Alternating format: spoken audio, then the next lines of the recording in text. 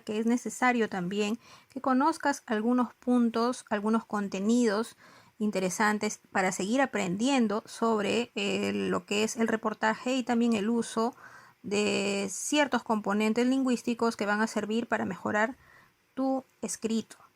Es por ello que nos vamos hoy día a enfocar y recordar antes que nada que reportajes existen varios tipos. Existe el reportaje escrito, el reportaje en video y el reportaje para la radio.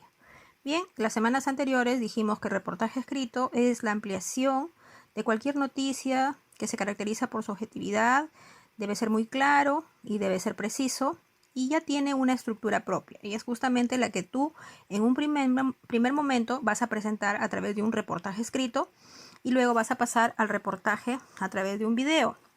Este nos permite construir el mensaje o las ideas que se exponen acompañando de imágenes, gráficos, mapas, fotografías, entrevistas a personalidades.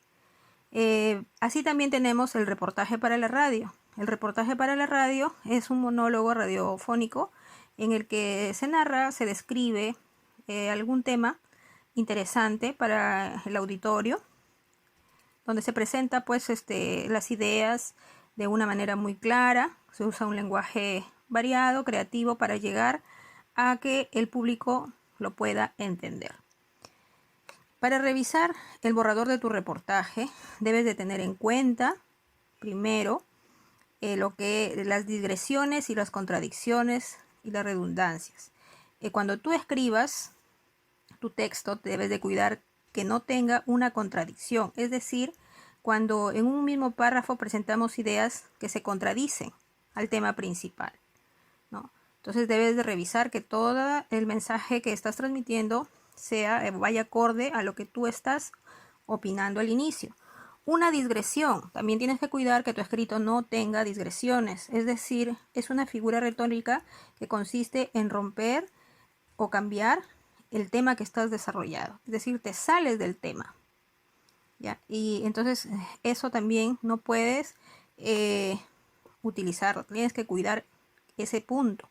La redundancia es el empleo de palabras que son innecesarias, repetitivas, ¿no? Que expresan una idea o concepto de aquello que ya se dijo y que lo vuelves nuevamente a expresar y que ya causa de repente desarmonía.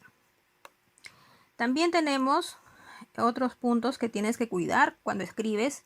La coherencia. Mucho hablamos nosotros de la coherencia. ¿Qué será? Es la relación lógica entre los párrafos, es decir, las partes, los elementos, la estructura de tu texto que estás escribiendo debe tener esa coherencia. Esos elementos no deben producirse contradicción ni oposición entre ellas. La cohesión. La cohesión es la propiedad gramatical. Aquí se reflexiona sobre el uso de los signos de puntuación. Aquí tienes que tener muy en cuenta cuando utilizas la coma, el punto, etc. Es el uso adecuado de los artículos también. Cuando empleas el, la, los, las. Con la escritura de las oraciones también tienes que saber cuando empleas el sujeto, los verbos que sean adecuados, ¿no? Asimismo, la presencia de la tildación, que tiene que ser la adecuada, cuando una palabra aguda lleva tilde, las graves, las esdrújulas y también la tildación de los monosílabos. Es decir, todo ello tienes que tener muy en cuenta en el momento de la presentación de tu trabajo. Asimismo, cuida el vocabulario. El vocabulario es el uso del lenguaje que van a entender los receptores, ¿no? Pueden ser palabras que pueden ser expresadas de varias maneras, pero que tienen que ser muy clara para que el receptor o el auditorio lo entienda. Y el contexto hace referencia pues a las circunstancias que rodean al texto, la situación que tú estás escribiendo o relatando, ¿no? En este caso el texto está relacionado con los desafíos del bicentenario en temas de salud. No puedes salirte de este tema. Bien, creo que con estas aclaraciones y explicaciones de cada uno de estos puntos, tu escrito y tu trabajo te saldrá muy bien.